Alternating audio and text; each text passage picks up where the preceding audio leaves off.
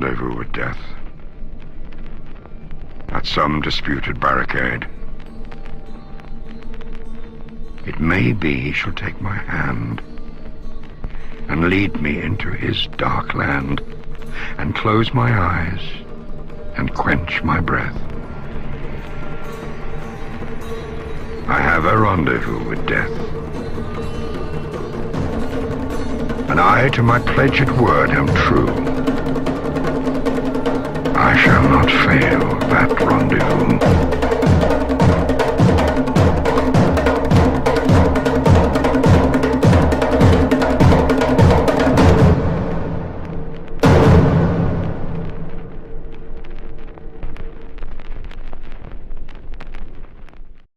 Now, shoot the tanks, Nelly Smack!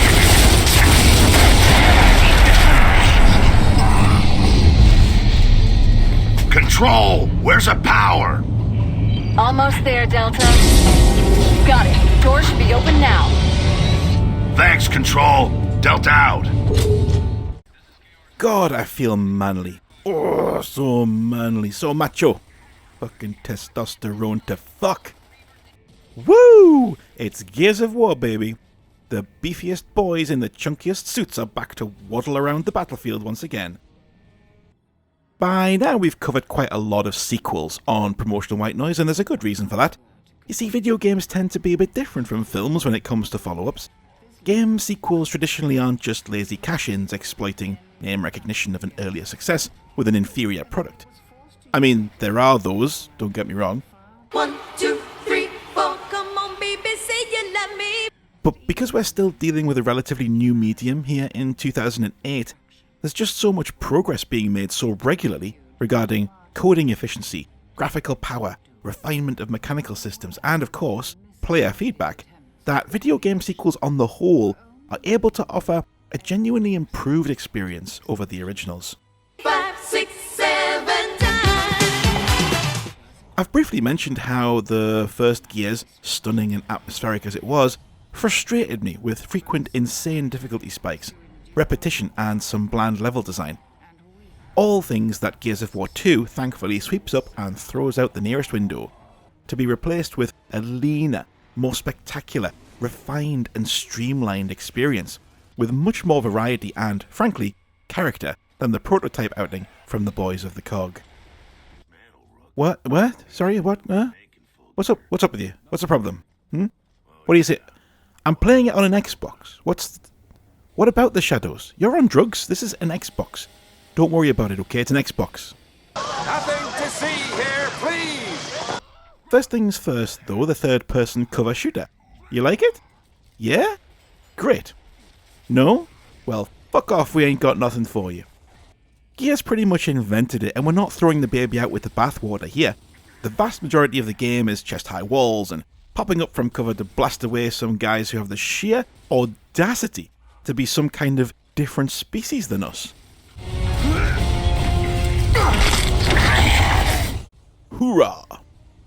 Fortunately, I do love a bit of a sit behind a wall, and the shooting here is just so satisfying. The guns feel heavy.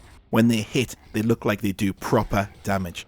The action is chunky and visceral, and slicing through a guy with a chainsaw has never been topped in regard to just how heckin' lovely it feels. It also feels pretty good in a video game like in Gears of War 2.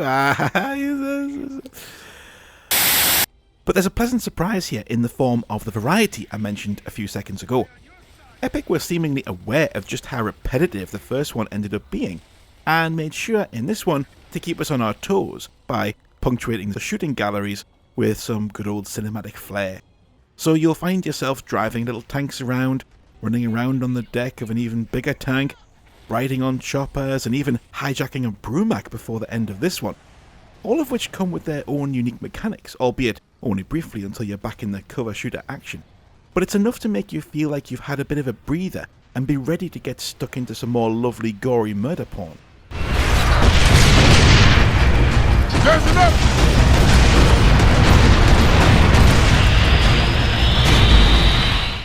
Even some of those shooting galleries have been freshened up by setting them in collapsing buildings, for example, where everything's shifting around. or making the cover itself be weird armoured creatures that move about of their own free will, so you never get too complacent just sitting in one place waiting for your shot, and therefore you don't get bored quite so quickly.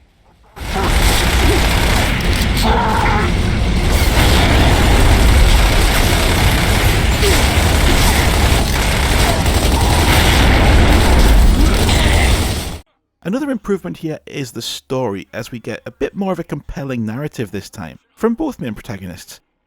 Marcus' dad is still alive,